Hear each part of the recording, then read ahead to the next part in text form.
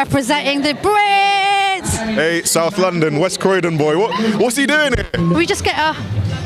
I mean... Woo! Detail!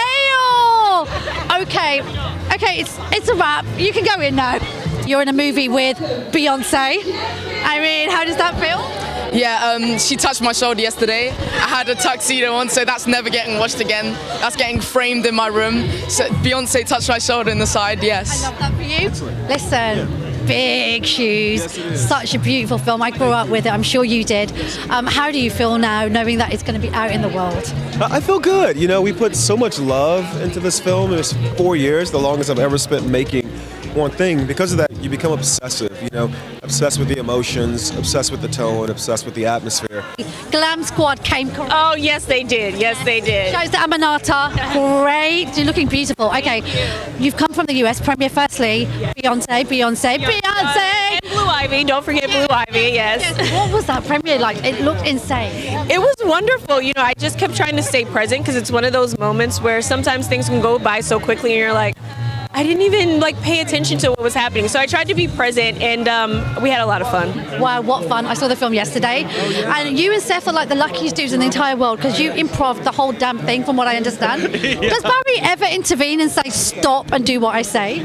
Well, no, and it's the opposite. You know, they keep encouraging us to improvise, and I like that. I think you can feel the spontaneity of that in the movie, which is pretty rare for an animated epic like this. And so, no, we just do what they tell us to do, and Barry Jenkins really wanted us to riff a lot and kept a shocking amount of it in the movie. Oh, did I love your character?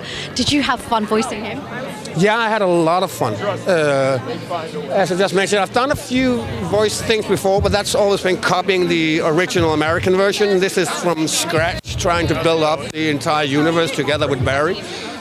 Completely different animal, and it was so fun. I love the green. Thank you so much. Wicked Fever, Alpha Bar. Premiere, and then they just told me it wasn't, so. I think you can dress as Alfie anytime you want. Thank you. As James Earl Jones, absolute ledge. We've all grown up admiring him. Sadly, we lost him this year. You are honouring him in this film, and I'm sure he would be so proud. What did that feel like? Wow. James Earl Jones is an enormous inspiration for me. Yes, within the context of this film, but even beyond that. Way before I knew I would be part of The Lion King, way before I turned professional, James Earl Jones has been my greatest inspiration, one of my greatest inspirations. And for me, he is the top of the mountain. From his extensive filmography, extensive film work, extensive voice work. He is the top of the mountain.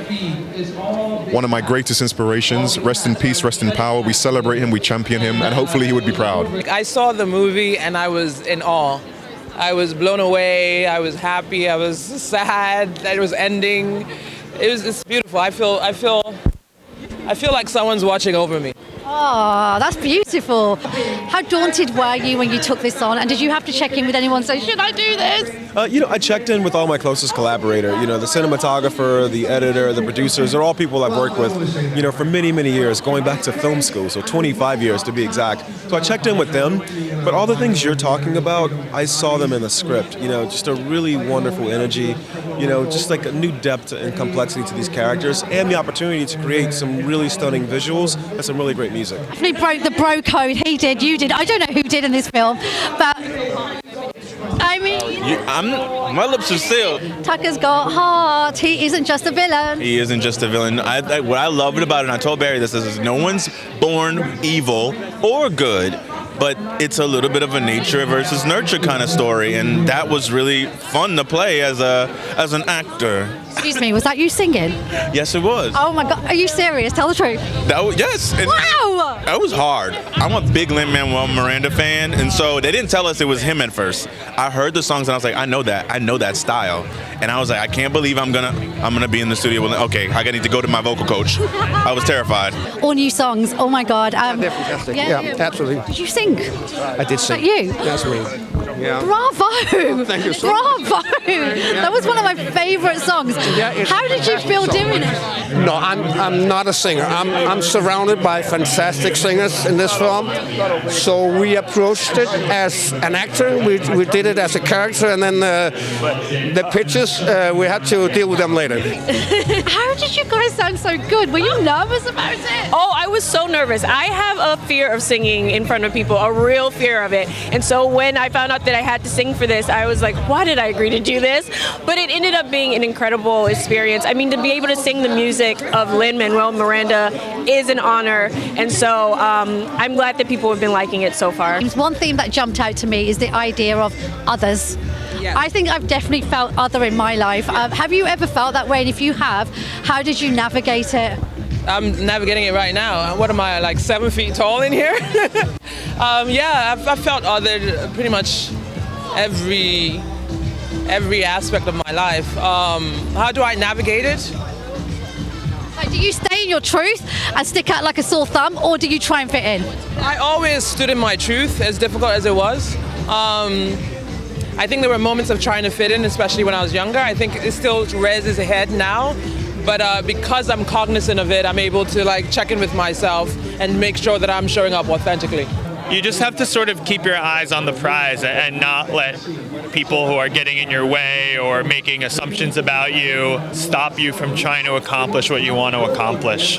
You know, it can be challenging. It's easier said than done, but in a way, you kind of got to tune it out, put blinders on, and like chase your dream. You know, when I've felt othered, I can try to find compassion in the people that are othering me because they're probably pushing me out or making me feel strange because they don't know themselves very well or there's ignorance there. But also, I just live in my, and the stuff that makes me different and say, actually, that's what makes me amazing. And so if you can't see it, that's on you. I feel like another all the time. I mean, all the time. I still do. I'm on this carpet. I feel like I shouldn't be here right now. Barry. I feel like I shouldn't be here right now. Blue Ivy is 12 years old. She has already had a Grammy nomination. She's toured the world with her mum, and she's also in Lion King. Billy, what were you doing when you were 12? Oh God, being forced to get a bar mitzvah by my parents and watching a lot of MTV and worshiping Madonna. I cared way more about Madonna than my bar mitzvah. I love how much you promote Madonna. This whole press tour, you've been mentioning Madonna at some point. I always talk about Madonna. It's just organic because it's real. Oh my God, that's a good question. Nothing. I was riding my bike, rewatching The Lion King. What were you doing when you were 12? What was I doing when I was 12? I was already acting and singing and doing all the things, but I wasn't doing it on that level, let me tell you. I was probably like being awkward in middle school, just like gangly and weird. So Blue Ivy, she's amazing in this film. She's amazing. What would you say? Because like the dress she had on and she looked stunning, and there were comments online and I didn't understand it. Look, I don't even look at the comments. I didn't even know that was something that was going on, but she's a child and she looked beautiful. She looked, you know what I mean? People need to leave children alone, first of all, and stay off of the internet being weirdos, What an experience. It's about to hit the cinemas for the public to see it. Yes. How are you going to sum this up? How am I going to sum it up? It's a joyful experience, it's a family experience, and it's very Christmassy. I know it's set on the beautiful continent of Africa, but there is an element of the holidays in it that feels, very Christmassy. In this film, we celebrate the beautiful, beautiful continent of Africa.